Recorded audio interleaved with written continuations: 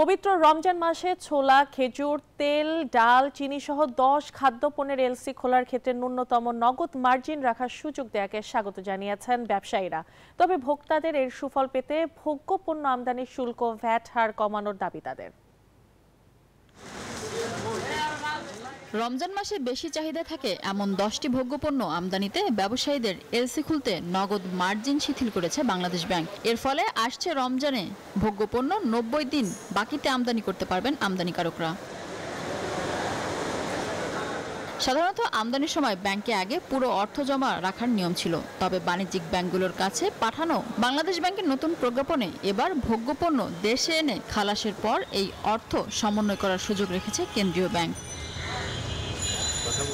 মূলত ডলার সংকট না থাকা এবং রমজানে বাজারে দাম স্থিতিশীল রাখতে ভোগ্যপণ্য আমদানিতে শর্ত শিথিল করা হয়েছে বলে জানান কেন্দ্রীয় ব্যাংকের মুখপাত্র। কিন্তু এই সম্প্রতি যখন দেখা যাচ্ছে যে নারী রাস্তার একমাত্র নাম ফেমিকন, যেন কাশফুলের নরম ছোঁয়া। এক্সচেঞ্জের একটা স্টেবল অবস্থায় আছে। অনেক সময় দেখেন সামান্য হেরফের হয় 0.5।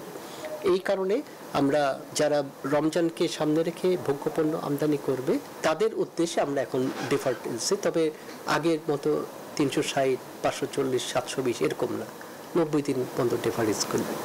সুদহার বেশি হলেও ছোলা, খেজুর, তেল সহ ভোগ্যপণ্য আমদানিতে সুবিধা হবে বলে জানান আমদানিকারকরা। তবে সাধারণ ভোক্তাকে এর সুফল দিতে হলে সরকারকে ভ্যাটের হার কমাতে হবে বলে মত ব্যবসায়ীদের। আগে যে জায়গায় 9% আমরা ইন্টারেস্ট দিতাম, এখন কিন্তু সেখানে আমাদের 15-16% পর্যন্ত ইন্টারেস্ট দিতে হচ্ছে। তো এটা এমন একটা সুবিধা হবে, এইটি আমদানিকারক যারা আমদানি করবে আনবে তাদের ওই ব্যবসাটা করতে পারবে, তারা আমদানিটা করে ওই মাল বিক্রি করে পণ্য বিক্রি করে তারা ব্যাংকে টাকাটা দিতে পারবে। এটার জন্য একটা সুবিধা হয়েছে।